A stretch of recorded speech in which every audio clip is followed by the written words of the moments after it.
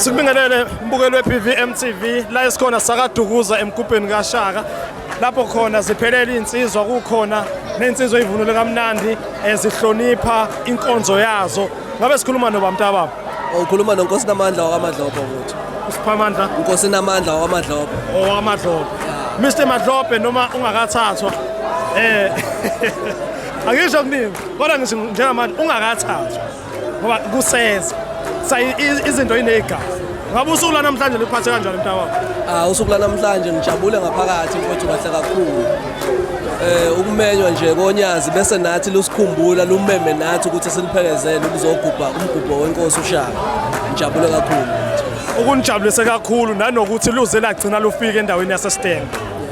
Okuyinto mhlawumbe besingazi ukuthi beliyogcina lifikile la. Noma ke kuyinto esingeke size sigcile kakhulu yona kodwa khona imizi yaShembiya ngokuya yakhiwa bekogcina efikile naye eStenga kodwa ke sijabulela ukuthi nje usimemile wasikhumbula.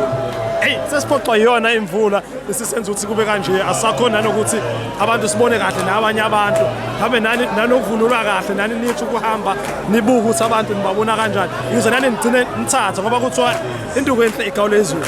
Kanti kukhona into eshiwo imbongo uMasinga mayibongela uShembe ithi nelibhunqa intuli izulu lishaya likhala amanzi njengengcubo okusho ukuthi uShembe ufika nemvula imvula le yisibusiso.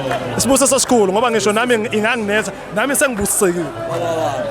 Sibonga kakhulu si-PVM TV sibonga kakhulu kwinsizwa yaMadlophe sesikhuluma nayo esikhathini samanje. Sazo lokho esikuthathela nje abantu sikulethela nje okuhle kodwa nawe uyayibonela nangemumva ukuthi benze njani basaqhubeka khona ukugubha usuku lanamhlanje okusuku lwamasiko. Sibonga kakhulu si-PVM TV.